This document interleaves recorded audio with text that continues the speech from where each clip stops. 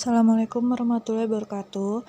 Di sini saya akan menjelaskan bab terakhir, bab 8, yaitu surat berharga. Langsung saja kita masuk di surat berharga. Surat berharga yaitu surat yang oleh penerbitnya sengaja diterbitkan sebagai pelaksanaan pemenuhan suatu prestasi yang berupa pembayaran sejumlah uang. Surat berharga yang mempunyai sifat kebendaan merupakan suatu surat berharga yang di dalamnya terkandung hak atas pemilikan barang tertentu yang tercantum dalam surat berharga tersebut. Surat-surat tagihan hutang yaitu surat berharga yang berisi hak untuk menagih sejumlah uang yang tercantum di dalam surat berharga tersebut. Berikut ini adalah klausula surat berharga. Ada atas tunjuk suatu klausula yang berisi pernyataan bahwa orang yang berhak atas surat berharga tersebut adalah orang yang namanya disebut dalam surat berharga tersebut atau orang yang ditunjuk sebagai penggantinya. Lalu ada atas pembawa suatu klausula yang berisi pernyataan bahwa orang yang berhak atas surat berharga tersebut adalah orang yang membawanya. Selanjutnya kita masuk di wesel. Wesel adalah surat berharga yang mengandung suatu perintah untuk membayar sejumlah uang yang tersebut di dalamnya kepada orang yang berhak dalam waktu yang tertentu. Isi wesel menurut pasal 100 KUHD. Yang pertama ada nama surat wesel yang dimuat dalam teksnya sendiri dan diistilahkan dalam bahasa surat itu ditulis. Yang kedua, perintah tak bersyarat untuk membayar sejumlah uang tertentu.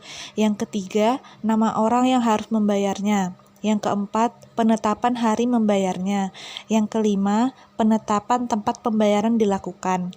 Yang keenam, nama orang yang akan menerima pembayaran.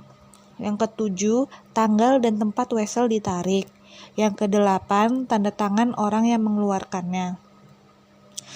Pihak-pihak penarikan wesel, ada orang yang menerbitkan atau menarik wesel, itu juga biasa disebut penarik, tracker, atau drawer. Lalu ada orang yang diberi perintah tanpa syarat untuk membayar, biasanya juga disebut tertarik atau tersangkut atau bertroken, drawer. Lalu ada juga tertarik yang telah setuju untuk membayar wesel pada hari bayar. Bisa juga disebut akseptab atau akseptan atau akseptor.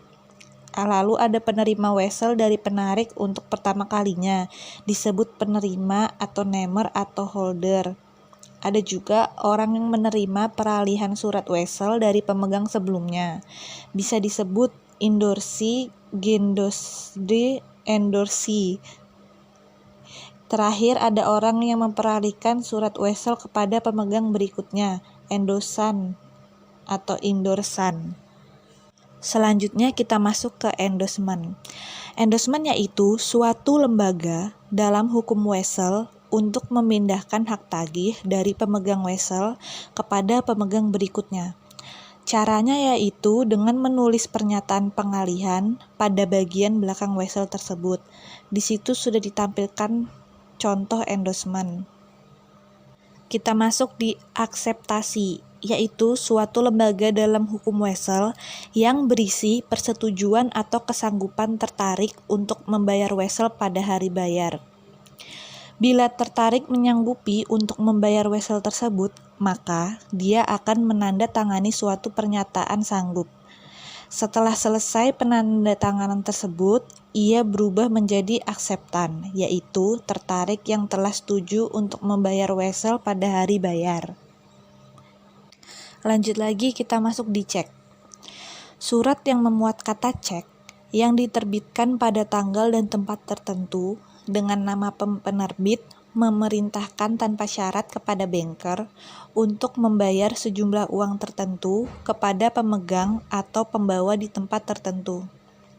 Menurut pasal 178 KUHD, hanya menyebutkan syarat-syarat formal yang akan dipenuhi oleh cek, yaitu bahwa tiap-tiap cek berisikan nama cek yang dimuat dalam teks surat tersebut dan diistilahkan dalam bahasa cek itu ditulis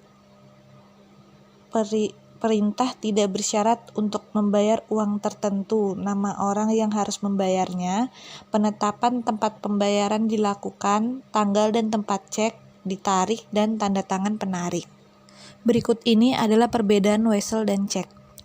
Kita lihat dari fungsinya, wesel itu sebagai alat pembayaran kredit, sedangkan cek adalah alat pembayaran tunai. Berdasarkan waktu perbedaan, wesel itu lebih dari 1 tahun, sedangkan cek hanya 70 hari. Lalu ada waktu pembayaran, wesel itu pada waktu tertentu, sedangkan cek pada waktu diperlihatkan. Tertarik, kalau wesel bengkir atau non-bengkir, kalau cek harus selalu bengkir. Lalu ada akseptasi, di wesel ada dan di cek tidak ada. Yang terakhir ada klausula, di wesel itu atas tunjuk, kalau di cek atas pembawa. Yang terakhir kita masuk di perbedaan dan persamaan giro dan cek. Persamaannya, keduanya merupakan alat pembayaran, lalu tegang waktu yang sama yakni 70 hari.